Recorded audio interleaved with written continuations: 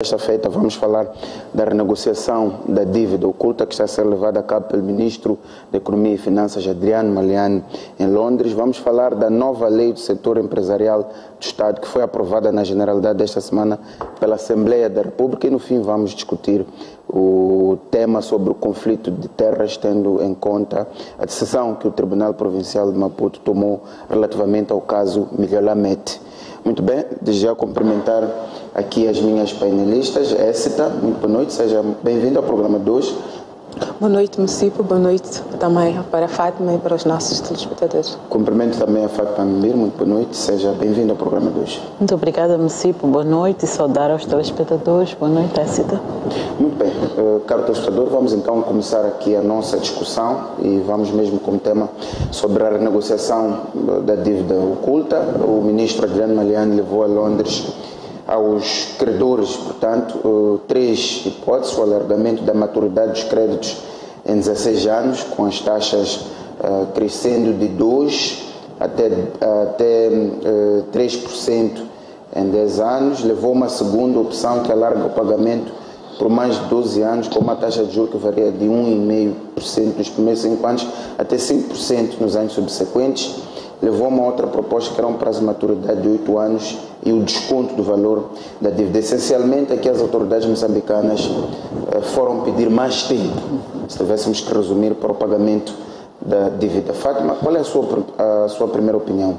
É uma proposta problemática ou é uma proposta ajustada às dificuldades financeiras que o país atravessa para o pagamento ou para honrar com estes compromissos? Bom, esta proposta pode ser problemática na medida em que o governo está a ir renegociar, portanto, está a ir negociar a reestruturação de uma dívida que, à partida, nós sabemos que ela é ilegal por não ter obedecido àquilo que são, portanto, os pressupostos de consulta às entidades competentes, por ultrapassar aquilo que são os limites legalmente estabelecidos, portanto, por violar a lei orçamental.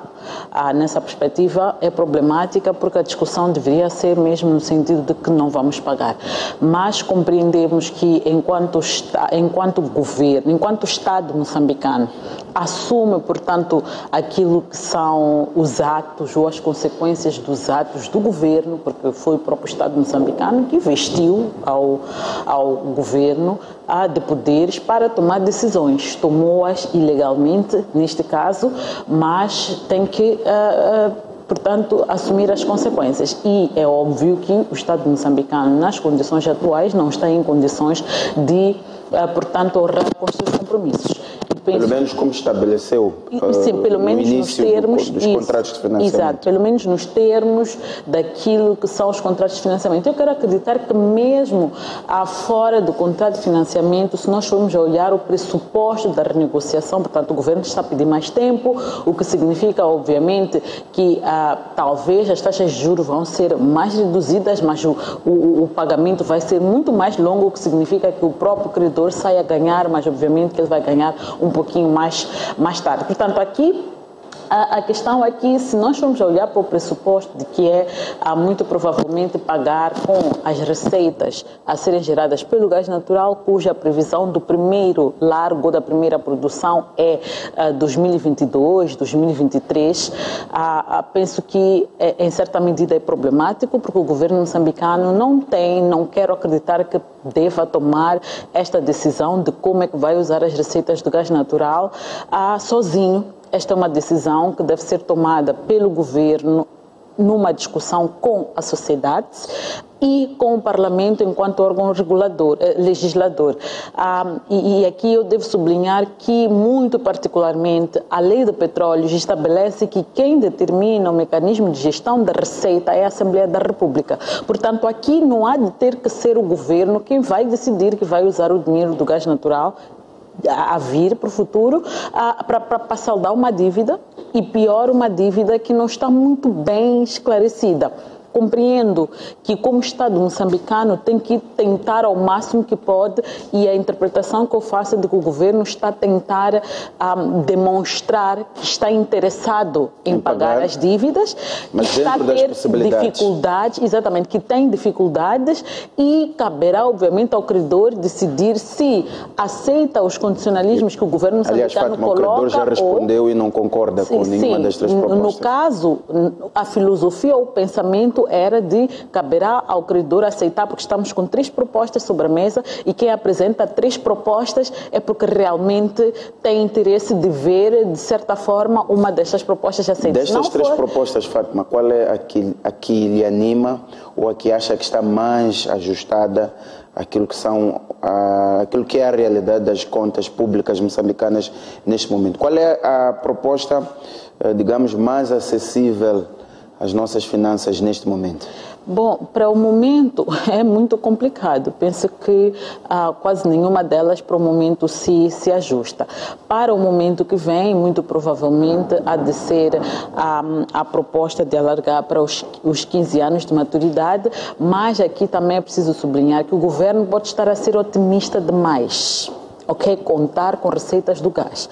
As receitas do gás não são necessariamente uma garantia de que elas vão vir nos termos em que o governo pensa, porque há vários fatores. Primeiro, ainda temos que ver aquilo que são os custos que as empresas vão incorrer ao longo do tempo, e se nós formos a ver aquilo que é, portanto, a tendência dos custos que foram incorridos até o momento, e aquilo que vai ser o processo de recuperação de custos da parte de exploração, e depois tem os custos da parte de desenvolvimento e, obviamente, portanto, a questão do preço falhar, que nós não temos a certeza quanto é que a Anadarko, a EN estão a negociar com os compradores, e há aqui que mencionar que a negociação, por exemplo, da Anadarko está a ser feita com vários compradores, e cada um desses compradores vai pagar necessariamente um preço diferente. Então, aqui é preciso não ser otimista demais. Temos o caso da Sasol, onde nós contávamos com receitas significativas e no final do dia ficamos só com 7% daquilo que é a receita que estava prevista.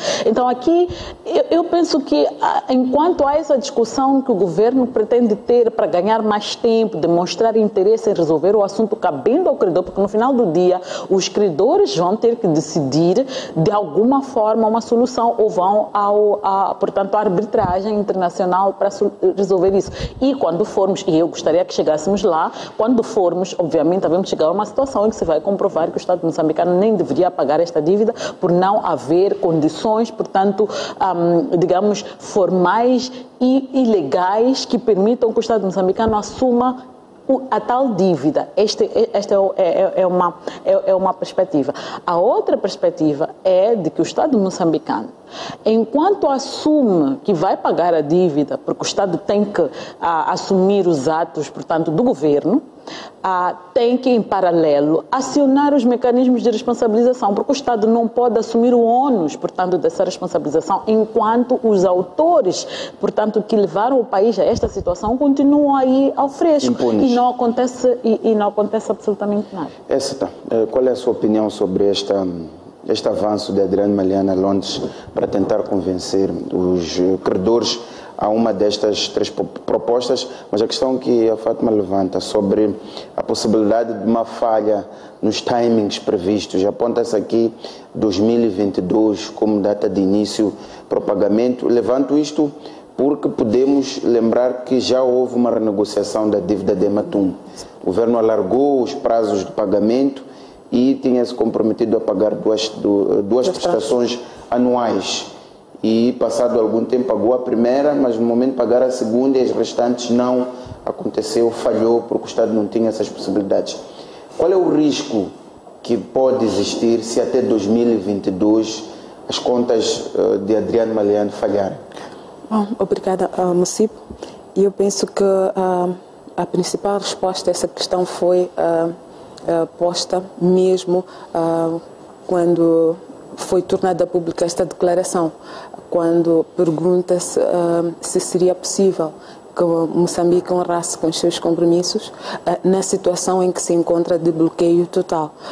E a resposta foi sem comentários. De fato, é muito complicado.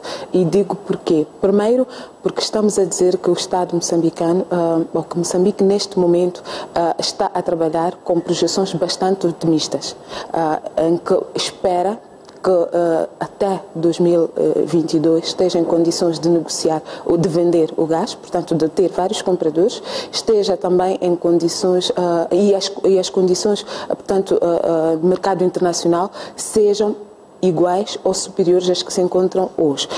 Numa situação em que não temos controle absolutamente algum sobre o comportamento das commodities internacionais, portanto, esta já é uma grande fragilidade. Durante este período, ou nos últimos 5 anos, por exemplo, nós podemos reparar que o preço do gás, o preço do petróleo, o preço do carvão foi oscilando. Teve momentos que o baril estava a ser comercializado muitíssimo bem, que o carvão estava a ser cotado também muito bem, mas também houve momentos que estes mesmos preços baixaram e baixaram drasticamente. Portanto, as projeções que estão a ser tidas em contas e tendo também olhando para o horizonte temporal, podem sim constituir uma fragilidade, por um lado. Por outro, eu penso que esta posição mostra que este assunto da dívida, portanto, ou diria melhor contextualizando, que a situação que em Moçambique se encontra é preocupação do governo. E por constituir preocupação do governo, é necessário aproximar-se portanto, aos credores e ir vendo quais são as soluções, que soluções podem ser postas à mesa para que, primeiro, restabeleça-se, portanto, o bom relacionamento com o FMI, segundo, para que estes credores, alguns deles decisores naquilo que é o relacionamento de Moçambique com parceiros programáticos, possam também ser positivamente influenciados. Estas duas situações vão permitir também que haja maior abertura, primeiro, para trazer o apoio que sempre Moçambique teve para o seu orçamento e daí poder fazer contas, poder negociar e também poder ter, portanto, a economia a funcionar de forma mais tranquila e a fluir. Portanto, eu vejo aqui duas vertentes de abordagem do ministro Maliani, a representação, portanto, do governo do Estado moçambicano, em que primeiro é restabelecer as relações com os parceiros de cooperação e por essa via estabilizar aquilo que é repor o nome de Moçambique e por essa via e consequentemente abrir as portas para outros parceiros que hoje olham para Moçambique na situação em que está portanto, sujeito a um downgrading, quer dizer que vamos vendo o nosso rating como país a diminuir. E se o FMI não nos avaliza, se os parceiros de cooperação não olham ou não recomendam as empresas dos seus respectivos países a negociar com Moçambique ou a eventualmente investir em Moçambique, há probabilidade de termos a economia a relançar-se e por essa via também podermos orar com os compromissos ficam cada vez mais distantes. Portanto, eu vejo aqui um ciclo vicioso. Exato. Por um lado, é necessário que haja esforços de Moçambique, mas é também do interesse dos parceiros que esta situação se regularize. Há interesses comerciais a convergirem. Alguns destes países, por via também da cooperação, da relação bilateral com o FMI, estão aqui em Moçambique, têm interesses, investiram aqui em Moçambique. Olhamos até mesmo para o gás que está-se a prosperar hoje e com expectativa de estar a ser comercializado por alguns desses países. Portanto, é de interesse mútuo, quer de Moçambique, quer da FMI, que esta situação se resolva. Portanto, são esforços que precisam de ser encorajados. Embora haja pela frente ainda muitos riscos. Em relação ao gás que estamos aqui a discutir, há um post que foi feito no Facebook pelo professor André Thomas Alsan, todos nós conhecemos, interveio em Moçambique durante o processo de reconciliação nos anos 90. Ele diz o seguinte: o Banco Mundial, a partir de 2019, cessa todos os financiamentos de projetos de hidrocarbonetos. Muitos países da União Europeia e alguns estados nos Estados Unidos da América, a partir de 2026, vão proibir a circulação de carros novos que não sejam elétricos. Todas as grandes cidades da China já proibiram a circulação de carros de motores de combustível derivado de hidrocarbonetos. Na Alemanha, já 25% da energia é de vento e sol. No Brasil, 90% da energia é renovável. A época do carvão, do petróleo, do gás está a aproximar-se do seu fim muito rapidamente. E conclui, o gás de Moçambique não vai encontrar comprador. É essa a realidade. Fátima trabalha no setor, acha que estes elementos são elementos a ter em conta, considerando que Moçambique coloca o pagamento destas dívidas em 2022 a contar já com receitas do gás. Acha que as questões que são colocadas aqui pelo professor André fazem sentido e têm que ser montados na equação? Fazem sentido a longo prazo. Penso que não é necessariamente, 2022 não é necessariamente não é um problema de agora, até porque se nós formos a ver as projeções da própria Agência Internacional de Energia, aponta que a demanda por gás natural vai aumentar ao longo dos anos e por causa disso até se espera que muito provavelmente um novo boom do preço volte a subir.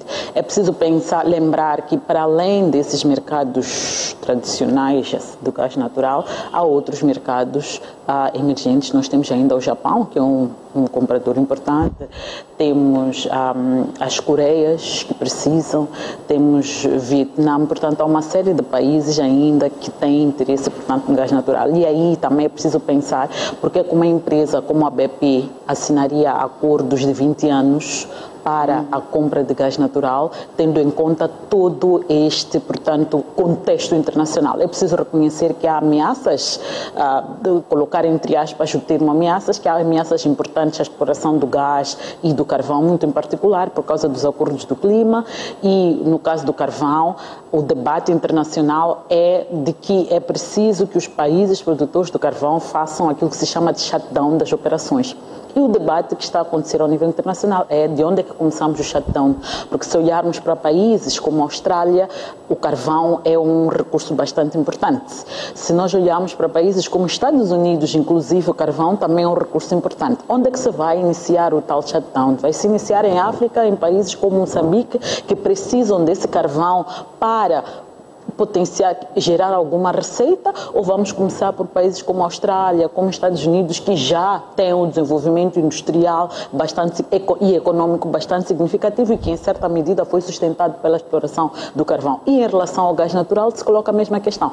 Embora se tenha a ideia de que o gás natural é uma energia limpa, há alguns estudos científicos que têm estado a mostrar que não é necessariamente uma energia limpa, mas o grande desafio aqui, mais do que fazer o shutdown das operações, é ver como é que de forma limpa ou alternativa se podem explorar esses recursos, porque os nossos países precisam disso. Portanto, são ameaças, são sinais não muito bons, porque de certa medida acabam retraindo aquilo que é, portanto, o investimento, mas é preciso sublinhar que a demanda por fontes alternativas de energia implica explorar esses recursos como gás natural, num contexto em que há cada vez menos descobertas ou as reservas de recurso petróleo, que é o recurso mais importante até o momento, tende a reduzir e depois é preciso e também encontrar recursos mais limpos e alternativos ao petróleo.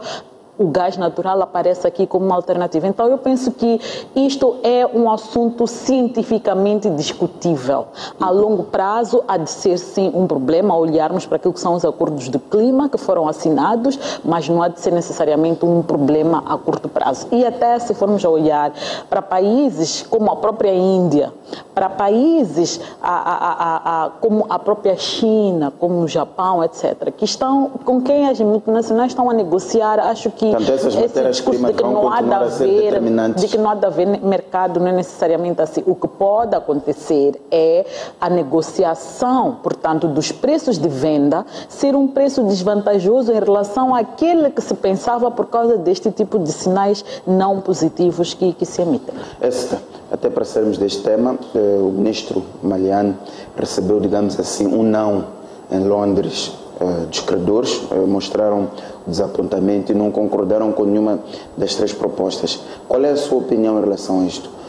Até que ponto é que isto pode fazer parte de uma estratégia do primeiro impacto de um não, mas em algum momento os credores depois vão voltar a sentar, até porque para quem é devido o mais importante é que seja pago, ainda que seja em 5, em 10 ou em 15 anos.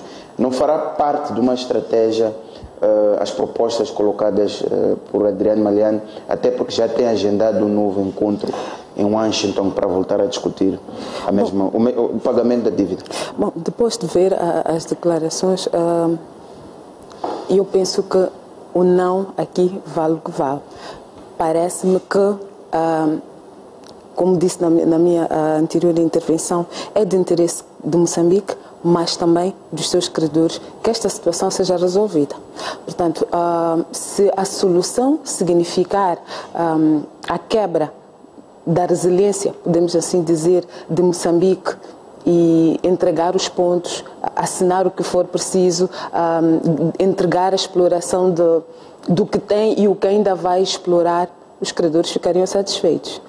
Mas também, se esta resiliência de Moçambique em continuar como mostrou até agora, portanto, um país praticamente bloqueado, continuar a negociar, continuar a apresentar propostas, continuar, portanto, a sair de uma reunião e ter perspectiva de voltar um mês depois, eu quero acreditar que este não é um não aberto, não consideraria um não fechado, até porque, e posso aqui citar que foi dito que as linhas mestras de reestruturação, portanto, apresentadas no Moçambique, não servem para iniciar qualquer conversa. Portanto, quem ouve isto pensa que o assunto está encerrado, mas logo a seguir, e volto a citar, a declaração que foi feita, portanto, na quarta-feira, reflete o sentimento e uma reconsideração na abordagem de Moçambique. Quer dizer que, se não se prestar atenção a uma destas três propostas, há de haver uma contraproposta. E, aliás, já começaram a surgir.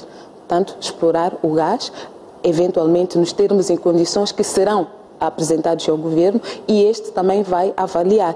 Obviamente que, ao receber estas propostas, não creio que o governo volte, portanto, a pôr a jeito como fez da primeira vez.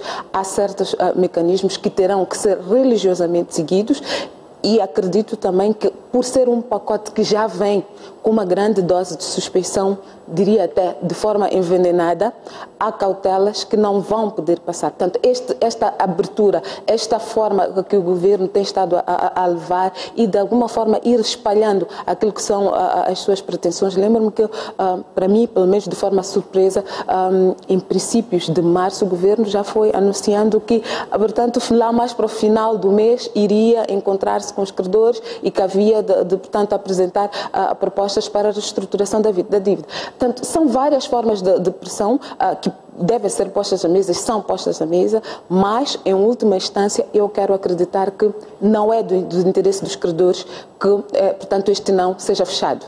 Ninguém quer perder dinheiro. O interesse aqui é como é que encontramos soluções que sejam mutuamente vantajosas. Obviamente, quem está em posição de relativa superioridade, não é? Pode ir barganhando e pode ir pondo pressão à medida que as outras fontes são abertas. Repare também que é notório que o governo tem estado também a buscar entendimentos bilaterais. É notório também, portanto, o grande esforço de aquilo que chamam de diplomacia económica. E a principal razão para isso é para ir fechando acordos com parceiros que estejam diretamente interessados e diminuir a pressão sobre, portanto, possíveis negociações. Porque, como nós sabemos, que se eu vou para uma negociação e tenho os credores à porta a pressionarem, eventualmente não ponha todas as variáveis à mesa ou não pense sobre elas com a cautela que se impõe. Mas, se eventualmente a minha situação for de relativo conforto, e aqui ressalta muito a discussão sobre como é que o governo tem estado a lidar com os megaprojetos e a consequente tributação das mais-valias, porque elas estão lá, existem, mas tu recebes e já tens um monte de faturas a cair. Portanto, expandir de prazos, começar a eventualmente vender, negociar, vender e receber hoje para amortizar o que já existe e pôr alguma tranquilidade para negociações futuras, pode ser uma estratégia também que tem... Até que ponto não é problemático negociar recursos que ainda nem estão a ser explorados para pagar uma dívida em 2022. Até que ponto pode-se estar a comprometer o que eu dizia, das próximas gerações? É o que eu dizia, Moci, porque aqui há fragilidades que não podem ser ignoradas. Primeiro, estar a negociar uma commodity na qual Moçambique pouco contribui para, portanto, a definição do seu preço. Esta é uma grande fragilidade. Eventualmente, as projeções que estão sendo postas na mesa são as do preço hoje, ou uma média de um período relativamente curto. Podemos até, por hipótese, dizer dos últimos 5 anos. Mas nós já vimos momentos em que estes mesmos preços oscilaram e de forma assustadora. Portanto, se valia 2, de repente valeu 200. Portanto, há aqui uma fragilidade que pode sim dar certo, mas também tem o risco de comprometer. Portanto, é uma bola de neve. Se tudo correr bem, eventualmente tens, portanto, como saldar os teus compromissos e isso põe-te numa posição até de gigante. Mas, se o preço eventualmente usado para as projeções mostrar algum declínio, quer dizer que aquilo que tu tinhas como pacote de dívida para eventual amortização a partir de 2020 é acrescido porque o preço este é ainda mais baixo. Portanto, são fragilidades que é preciso ter em conta e acho que esse também é o cuidado que os credores têm estado a ter. Portanto, vamos negociar um pacote, ou o governo de Moçambique vem com um pacote que nos põe a receber algo em 2020 que não é tangível, que estamos a funcionar com projeções. Este mesmo governo que já falhou, mas a intenção está lá. Portanto, as partes vão ter que encontrar algum entendimento e alguma aproximação, porque vender algo do qual não tens controle absolutamente nenhum, não interferes diretamente portanto, na definição do seu preço, nós hoje somos tidos pelas descobertas que estamos a ter, mas vamos convir, há aqui grandes potências que são, de fato, referência e o seu comportamento, a sua manipulação, a maneira como elas falam, inclusive esta declaração, vale portanto, se for tida numa perspectiva, mas há várias outras que podem ser tidas em conta. Portanto, o preço de uma commodity como esta, com o poder que tem de galvanizar, como retroceder economias, conta com vários lobbies e todos eles vão pôr ao seu serviço o melhor que têm para ou inflacionar ou diminuir aquilo que é a base de negociação. Fátima, a minha pergunta é se é otimista na ideia de que, apesar de haver um impasse entre as duas partes, vai-se sempre encontrar uma solução e se apesar deste impasse que está em cima da mesa, se esta aproximação das autoridades moçambicanas não será uma base importante para os credores, se este não dos credores não faz parte do processo negocial até as partes encontrarem uma forma de resolver a situação. Não há dúvidas que o não dos credores é uma forma de pressionar o governo moçambicano e até, digamos, encostá-lo à parede, no sentido de ficar no desespero e aceitar qualquer imposição que eles fizerem. E eu penso que aqui o Estado moçambicano tem que continuar a insistir no sentido de que eu só pago quando eu puder pagar. Okay? E paralelamente a isto, o Estado moçambicano tem que imprimir diligências importantes no sentido de transmitir a nós, como cidadãos moçambicanos, que somos a parte mais interessada e afetada por este processo, a outra ação, que é ir buscar o máximo que pode junto das pessoas que colocaram o país nesta encruzilhada. Porque, pela leitura que eu posso fazer em relação à forma como tudo isto está a desenrolar, foi uma lição muito bem estudada.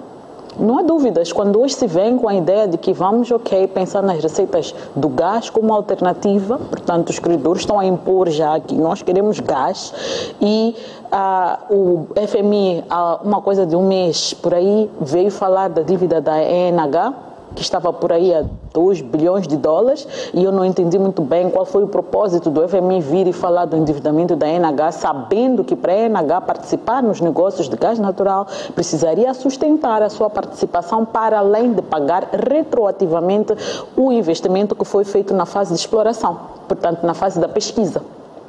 Então, a que propósito é que a FMI traz isso? E é preciso ainda trazer um elemento importante, que há alguns anos atrás, entre 2013 e 2014, o debate do Banco Mundial e do FMI era de aconselhar o governo no sentido de, tanto o governo como a própria ANH, no sentido de que, porque seria onerosa a participação da ANH nos termos em que a ANH tem que participar, que ela pode ser carregada ao colo, no sentido de a empresa assume, portanto, o financiamento, mas a ANH tem que pagar. Ou a ANH vai buscar de forma independente e coloca o seu financiamento ali no projeto. Mas ela não é carregada ao colo, não é free carry, tipo, não paga nada. Ela tem que comparticipar.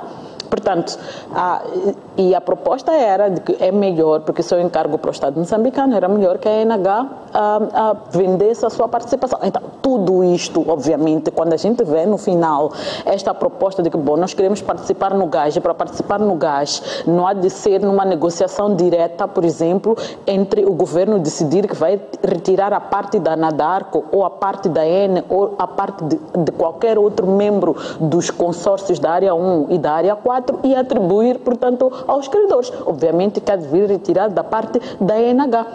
Isto, eu penso que tem que estar fora de questão.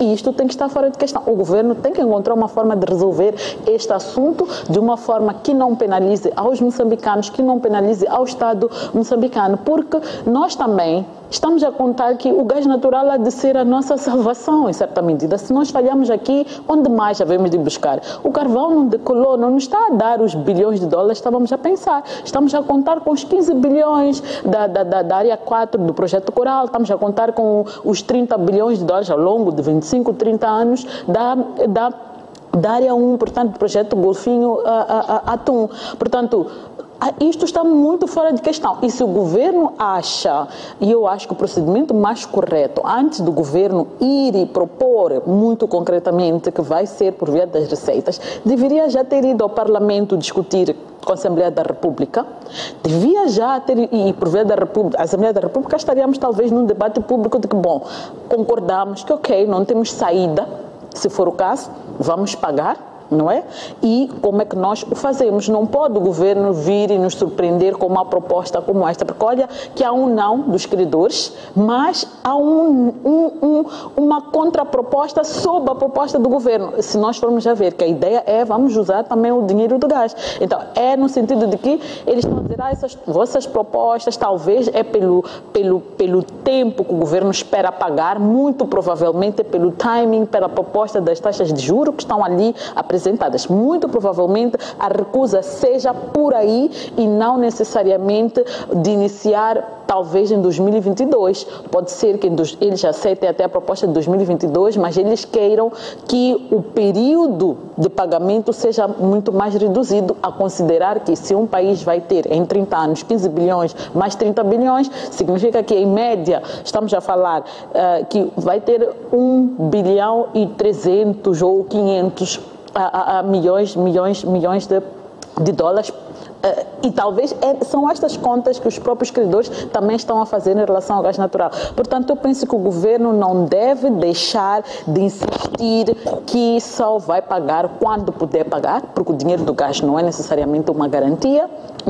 2, o governo não pode perder de vista a necessidade de ir buscar o máximo que pode. Eu insisto aqui, porque esta é uma componente de responsabilização que é muito importante. O Estado moçambicano não pode perder de vista de que tem que ir buscar as pessoas que colocaram o Estado nesta encruzilhada. O dinheiro está em algum lugar. Exatamente, o dinheiro está em algum lugar e é preciso ir buscar nesse lugar. Se não sabem onde é, nós ajudamos a encontrar esse lugar. Muito bem, vamos então passar para o outro tema, até porque esta renegociação da dívida continuaremos a acompanhar nos próximos dias.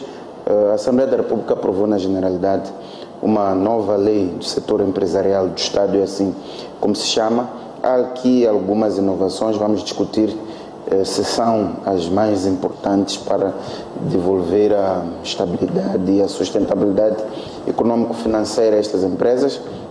Um dos pontos é publicitar a execução orçamental, as demonstrações financeiras e adotar um comportamento que não oferece direto ou indiretamente vantagens a terceiros, nem solicitar, nem prometer e afetar para benefício próprio de outrem tratamento favorável sobre os serviços a prestar. Portanto, é um tópico relativamente à transparência. A ideia de que passará a caber à Assembleia Geral aprovar o relatório das comissões especializadas.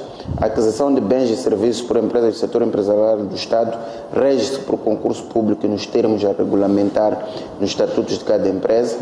As empresas do setor empresarial do Estado devem, em nome da sua gestão, adotar a política de anticorrupção, código de ética, manual de procedimentos administrativos e financeiros. Estas empresas devem elaborar anualmente o relatório de contas do exercício auditados e submeter à aprovação da Assembleia Geral dentro dos prazos legais. Deve também, no relatório de contas que produzir, deve constar informação sobre o fluxo de caixa, demonstração de resultados, demonstração das variações de capitais próprios e notas das demonstrações financeiras. Esta própria lei remete à regulamentação a questão sobre o funcionamento dos conselhos de administração, se existem conselhos de administração executivos ou não executivos e como é que eles articulam com os restantes órgãos das empresas.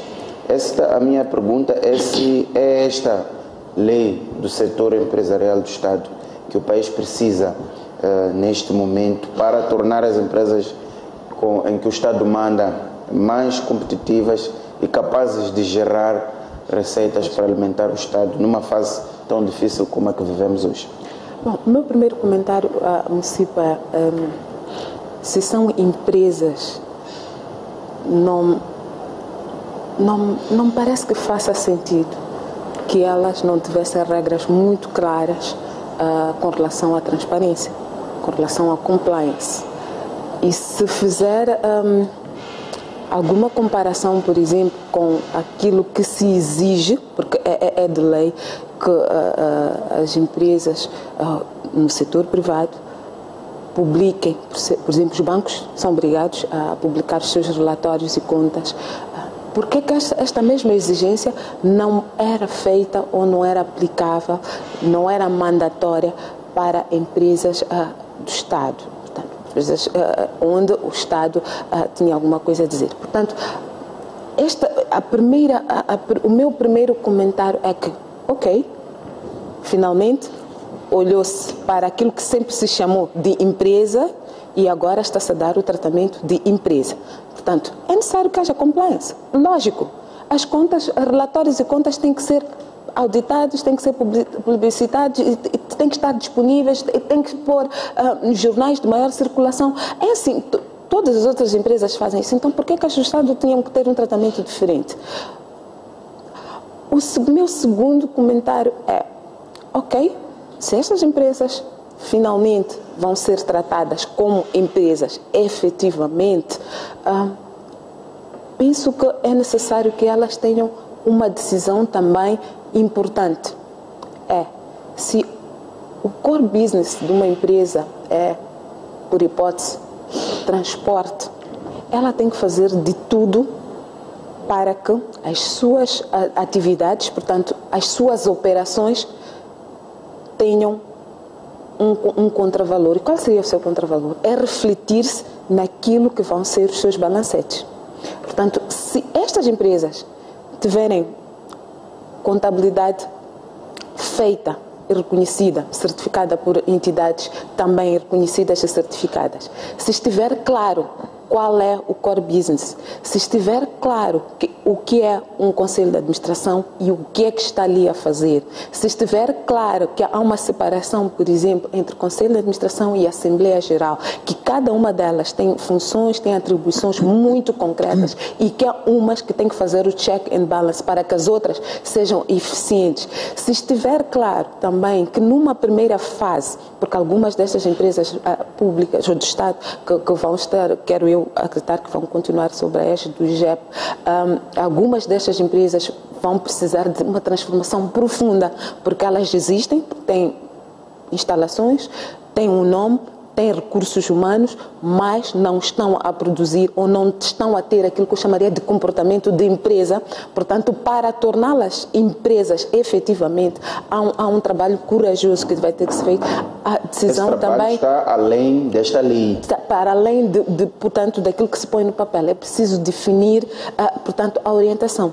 Queremos ter ainda empresas com um grande de orientação socialista, de economia centralmente localizada, por exemplo, ou estamos a dizer que pego o exemplo da MCL, por exemplo, a MCL tem que estar no mercado e competir de igual para igual, por exemplo, com as outras companhias de telefonia móvel, sob o risco de todos os moçambicanos optarem por qualquer uma outra e não, portanto, a empresa de bandeira, podemos assim chamar. Portanto, há aqui decisões que são corajosas, que para mim vão para além de, portanto, mexer em regulamentos. Exato. Porque eu assumo que nós temos que estas são empresas, chamamos empresas do Estado. Portanto, estes regulamentos já existiam, já estão lá.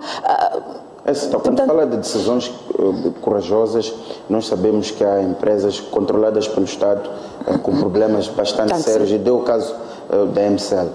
Esta lei não vai resolver o problema da MCL.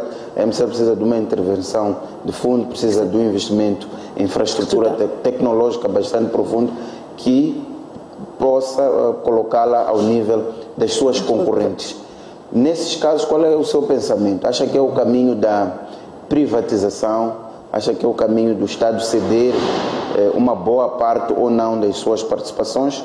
Ou é o Estado continuar dono e ir buscar no Tesouro recursos para devolver o MCL à competitividade que teve no passado?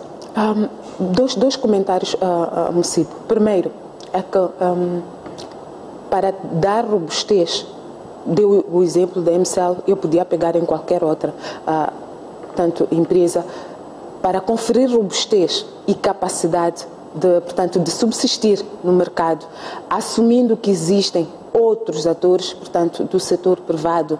Não acredito que o Estado moçambicano, com recurso ao Tesouro, não é? Na situação em que nós nos encontramos, tenha estrutura para tal. Não tem. Portanto, se essas empresas tiverem que ser instalações e recursos humanos, sim, vão estar lá. Sem esta coragem que se impõe, que eu digo que eu acho que é urgente. Portanto, se é para serem efetivamente empresas e estarem a competir no mercado, estarem a prover serviços e soluções, elas têm que ter um mínimo. Se é uma empresa de telecomunicações, tem que ter mais infraestrutura. Portanto, a transmissão de voz e dados não pode encontrar constrangimentos. Não pode ser que uma ventanezinha foi tudo abaixo porque o equipamento é da época da Segunda Guerra Mundial. Porque as outras vão investir. E hoje, modernidade na área tecnológica é um facto. Portanto, os clientes, os utentes vão preferir onde tem melhores condições. Preço vai ser um facto, mas também, se me pedirem pagar um bocadinho mais e eu não encontrar interrupção, portanto, no serviço que me é fornecido, eventualmente eu vou equacionar esta possibilidade. O inverso também é verdade. Se me disserem que determinado serviço custa 2 meticais e eu nunca tenho esse serviço, de que é que me serve? Portanto, são equações aqui que me põem a dizer o que é uma empresa. São instalações, recursos, portanto, conselho de administração e trabalhadores que recebem salário atrasado, de meia volta, depois vão para as televisões porque estão em greve, ou é preciso pôr estas empresas a efetivamente contribuir. Eu penso que é a última solução. E para essa, voltamos ao primeiro ponto, é preciso que haja decisões arrojadas. O Estado está em condições de pôr estas empresas a competirem, porque já deu o exemplo da telefonia móvel, que já temos 2 competidores. Podemos depois, eventualmente, decidir que abre-se para mais. Está hoje, olhando para 3 competidores, a MCL tem condição de ombrear? Claramente não. Então, o que é preciso fazer? Simples. Eu acho que as perguntas aqui, como disse há algum tempo, aqui mesmo neste espaço, algumas perguntas são simples e estão lá em qualquer manual de economia. É negócio? Dá dinheiro? É possível seguir as lógicas de competitividade exatamente. Do mercado. Se algumas destas perguntas não têm resposta, ou seja, as respostas forem negativas, claramente é preciso passar para a fase seguinte. eu consigo resolver, consigo criar condições para eu mesma resolver, ou tenho que abrir mão? Tenho 100% de participação, o que é que eu faço com estes meus 100%? Posso ceder uma parte? Se são setores estratégicos, porque existem alguns setores que são estratégicos, é possível manter algum controle mínimo, é possível manter algum controle a nível regulamentar, mas deixar a gestão nas mãos de quem faz isso. Isso também acontece. Portanto, gerir empresas, se quisermos que elas sejam empresas, é ciência. Então, é preciso aplicar. Portanto, além desta lei, paralelamente a esta lei, há outras decisões corajosas que têm de ser tomadas. Fátima, queria ouvir o seu comentário em relação, não está muito claro nesta nova lei como vão funcionar os conselhos de administração e há o velho debate sobre os administradores não executivos e os conselhos de administração também não executivos que existem nas empresas participadas pelo Estado, institutos, entre outras instituições. Há um avanço que a Eletricidade de Moçambique fez, que é colocar nos cargos de chefia, pelo menos nos cargos mais importantes, pessoas indicadas por concurso público. Nesta lei também não há clareza. Não acha, do seu ponto de vista, que esses seriam elementos determinantes a clarificar, até por uma questão de profissionalização da gestão das empresas do setor público? Eu penso que nós perdemos uma oportunidade como país de aproveitarmos este processo de revisão, portanto, da lei das empresas públicas, que na verdade eu acho que não foi um processo muito bem difundido, porque quero acreditar que as forças vivas da sociedade têm muitas contribuições a dar a este processo. Nós poderíamos fazer reformas bastante importantes que, por um lado, iriam profissionalizar a gestão das empresas públicas, que é uma componente muito importante para garantir que elas funcionam como uma empresa normal e que visa o lucro. Neste momento, nós temos empresas públicas que, na verdade, são uma espécie de angariador de recursos para depois canalizar para outros lugares e não necessariamente para canalizar, gerar recursos e canalizar para o Estado, para sustentar aquilo que são as receitas do Estado. Se formos a ver para aquilo que é o orçamento do Estado e vermos por via dos relatórios de execução, portanto, do orçamento do Estado ou por via da Conta Geral do Estado, nós vemos muito claramente que estas empresas públicas são mais um peso para o Estado do que necessariamente um instrumento, portanto, de capitalização para as finanças públicas do país. Então, penso que, por um lado, poderíamos ter dado passos no sentido de profissionalizar, prevendo, por exemplo, que é preciso recorrer a concursos públicos para a nomeação dos gestores do topo da instituição. Por outro lado, penso que esta era uma oportunidade ímpar que Moçambique tinha de reduzir o peso, a estrutura pesada que as empresas públicas e institutos públicos têm com esta coisa de conselhos de administração, onde está lá cheio de gente inútil, é preciso que se diga isso, gente que só, na nossa linguagem popular, é come e dorme, que só chega lá para ir buscar o dinheiro mais de contribuição, que é bom sugere aí, nada. Fátima, um modelo mais ou menos como este da fusão TDM, MCLNK, um presidente do Conselho de Administração e 2 administradores apenas? Um para a área técnica e outro para a área financeira? Não propriamente. Eu penso que começar a pensar nas direções gerais, que são muito mais focadas, concretas. Isso implicaria direções gerais ou executivas mudar. Não existir conselho de administração, apenas uma direção geral. Exatamente. Para que é que nós precisamos de presidentes de conselhos de administração? Para fazer o que em concreto? E o que é que nós queremos ou esperamos das empresas públicas? Eu penso que a discussão toda deve gravitar à volta disto. O que é que nós queremos das empresas públicas? Qual é a estrutura que melhor se ajusta às empresas públicas? O que nós temos estado a ver é que os PCAs, muitas vezes, são uma elite, não é, de pessoas que está ali, portanto, para... obviamente que negociam, é importante negociar contratos, assinar contratos, etc. Mas isso também pode ser feito por um diretor-geral. Por que não pensar numa estrutura que funcione mais aquilo que são que se adequa mais àquilo que são as nossas condições como país?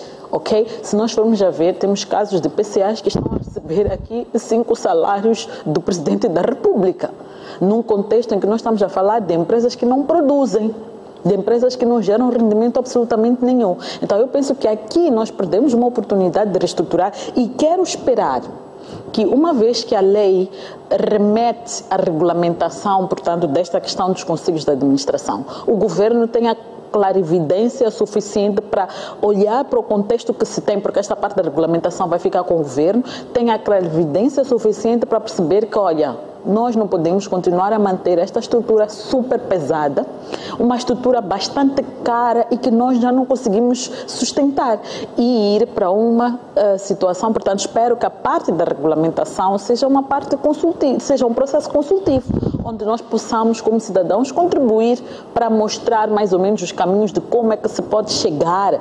a esta parte quase ideal, portanto, de gestão das empresas públicas. Isto é um aspecto. O ideal seria que a Assembleia da República colocasse por lei que não há mais conselhos de administração, ficamos com direções gerais e acabou. Acho que é muito mais eficiente, dá muito mais resultados e é menos caro. 2, em relação a estas questões todas que corporizam, portanto, que foram introduzidas pela legislação, é de facto preocupante que empresas públicas tenham uma forma de estar que não tem princípios nenhuns. Onde é que já se viu uma instituição onde é possível, de forma deliberada, os concursos públicos não têm critério? Quer dizer, não faz sentido absolutamente nenhum. Não apresentar um relatório de contas. Sim, não apresentar um relatório de contas. É claro que há empresas que o fazem, mas não o fazem necessariamente, se calhar, por obrigação, ou não sentem que necessariamente seja uma obrigação. Eu penso que é um avanço muito importante no sentido da transparência, mais vale tarde do que nunca. Não quer me parecer que a falta de relatórios de conta seja resultado da falta de um regulamento jurídico, porque qualquer empresa que se preze no final do dia tem que fazer o relatório de contas e apresentar, portanto, para os seus acionistas. E nesse caso, os acionistas das empresas públicas são os moçambicanos. E estes instrumentos e estes relatórios devem necessariamente, eu acho que a Assembleia da República aqui perdeu uma oportunidade. Estes relatórios deveriam ser submetidos à Assembleia da República, ok? Para a Assembleia da República os avaliar e, achando importante, chamar inclusive os gestores das empresas para algumas questões, porque a forma como as empresas públicas funcionam, essas questões de algumas têm o problema de subordinação, porque são do setor A, então prestam contas lá no setor A e depois estão mais preocupadas em responder ao governo e não aos moçambicanos. Estas empresas não estão ao serviço do governo, estão ao serviço do Estado moçambicano, pelo que a sua prestação de contas também deve estar sujeita a um escrutínio que lhes permita também a sacar alguma responsabilidade em caso de necessidade. Uma empresa como a MCL, que ficou anos e anos a não canalizar dividendos para o Estado moçambicano, sob o argumento de reinvestimento, e o tal reinvestimento ou o tal investimento que devia ter sido feito nunca foi feito, e a empresa hoje está falida, aonde é que nós vamos buscar responsabilidades? O governo permitiu que a empresa reinvestisse, mas onde é que nós, como moçambicanos, fomos informados, onde é que foi apresentado o plano de negócios do tal reinvestimento que nos permitisse dizer que sim, a empresa pode avançar. Então penso que aqui a questão das empresas públicas não se esgota com estas pequenas revisões que foram feitas aqui. Há ainda um trabalho muito profundo para garantir a eficiência das empresas corajosas e arrojadas, mas mais do que decisões corajosas e arrojadas, outras coisas têm que ser por imposição legal de facto. Por exemplo, em que circunstâncias é que uma empresa pública está autorizada a não canalizar dividendos para fazer reinvestimento? Qual é o pressuposto para se autorizar essa empresa a fazer o reinvestimento? Porque o reinvestimento, o argumento do reinvestimento, na verdade, não é porque a empresa quer usar aquele dinheiro para investir, quer levar aquele dinheiro e meter no bolso das pessoas. Será criada entidade de gestão e coordenação do setor empresarial? E o IGEP? Esta instituição será criada pelo Conselho de Ministros. Provavelmente será a reformulação do papel do IGEP. Do IGEP, sim, pode ser. É bom que o seja, mas, mais uma vez, é preciso aqui ressalvar o fato de que, embora o IGEP seja o gestor das participações do Estado, as decisões de autorização sobre os tais reinvestimentos, que na verdade são uma aldrabice, são tomadas pelo governo. Mas o que estou a dizer é que não tem que ser o governo sozinho a tomar uma decisão destas, porque o governo pode podem coluir com a empresa dizer nós vamos dizer que vocês vão reinvestir, mas na verdade nós queremos um extra, portanto, para nós nos financiarmos. Então a empresa vai usar o argumento de reinvestimento quando na verdade é para fazer o desvio. Então aqui o que estou a sugerir é que as propostas de reinvestimento dos dividendos que deveriam ir ao Tesouro devem constar do orçamento do Estado e serem aprovados pela Assembleia da República. Isto não há de ser uma decisão corajosa no sentido do governo fazer, tinha que estar ou tem que ser de lei. Esta, mesmo para terminar, a proposta que levanta aqui a Fátima, concorda com ela? Ficamos sem conselhos de administração ao nível das empresas e institutos controlados pelo Estado, e esta colocação que ela faz de emagrecer a estrutura dessas empresas, sobretudo numa altura complicada em que atravessamos. Bom, eu continuo a dizer que uma empresa tem que ficar claro o que é que ela faz, para que foi criada e o que é que ela estaria a fazer. E as suas contas têm que bater. Portanto, se ela investe X, tem que ter um plano, primeiro, para esse investimento, tem que ficar claro o que é que vai ser feito, qual é portanto, a perspectiva de retorno. Se é uma empresa nova que está a ser criada, temos que dizer que as empresas neste setor levam X anos para estabilizar, atingir aquilo que chamam de break-even point. A partir daqui, temos que começar a gerar lucros. Portanto, qualquer que seja o ramo, é possível encontrar modelos no mundo e está lá. Se é um banco, qual é o tempo necessário e qual é o investimento mais... As coisas estão lá, não precisamos aqui inventar. A Fátima vem aqui com uma proposta sobre banir os conselhos de administração. De novo, eu volto a dizer, já vi empresas familiares, por exemplo, em que a pessoa diz, isto é meu, eu sei o que é que estou aqui a fazer. Portanto, tinha bem presente o que é lucro, tinha bem presente o que é que está ali para operações e estas empresas foram avante.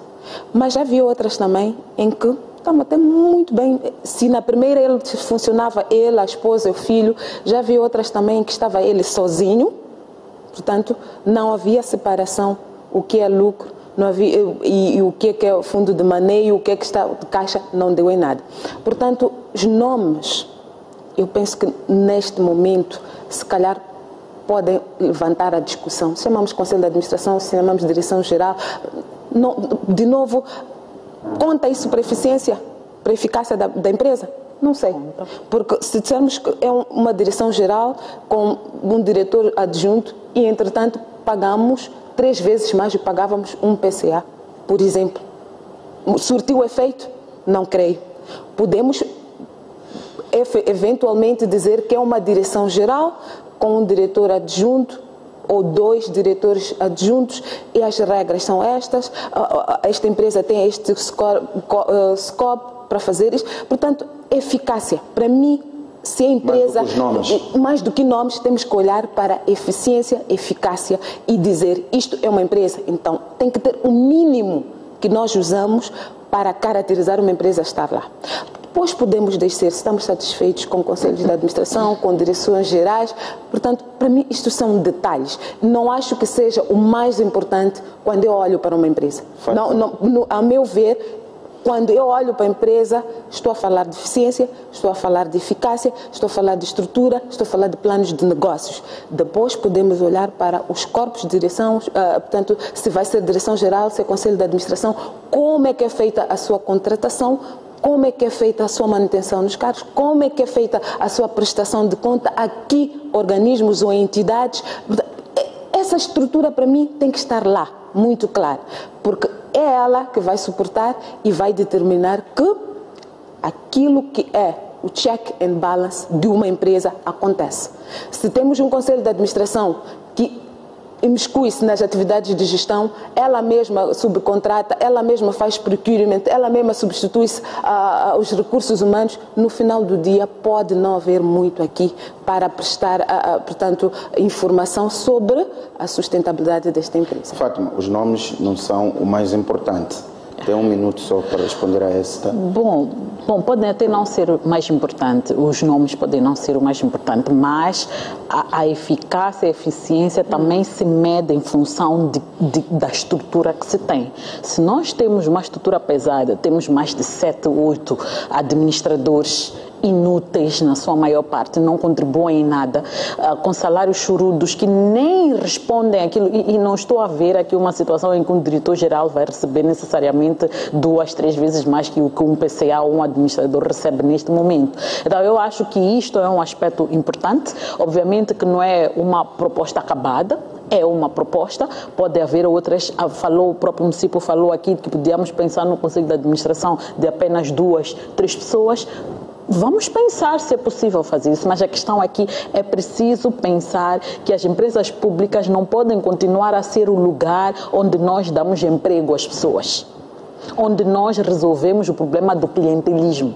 As empresas públicas existem para gerar receitas para o Estado, existem para fazer delivery de serviços para os cidadãos moçambicanos. É isto que tem que estar em primeiro lugar. Como é que uma empresa como a EDM está até ao pescoço em dívidas, com tanta demanda por energia que este país tem, com o nível de consumidores que este país tem, como é que é possível? Justamente porque nós temos estruturas pesadas, pesadíssimas, para além de que não é só a estrutura aquela que nós vemos, tem outras subestruturas que é preciso quebrar essas subestruturas. Então eu penso que este é um debate que tem que continuar.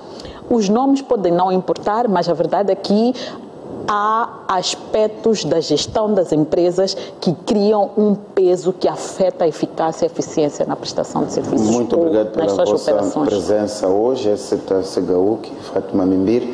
Deixamos então o tema sobre o conflito de terras do caso Mililamite para o próximo programa, porque já estamos mesmo sem tempo. Vamos ter então que encerrar o nosso programa por aqui, caro telespectador, num dia em que discutimos a renegociação da dívida oculta, tendo em conta esta deslocação do Ministro da Economia e Finanças, Adriano Malian, a Londres para tentar renegociar a dívida oculta com os credores, e discutimos agora que no fim a Lei do Setor Público Empresarial do Estado foi aprovada na Generalidade pela Assembleia da República. Assim, até a próxima quinta-feira.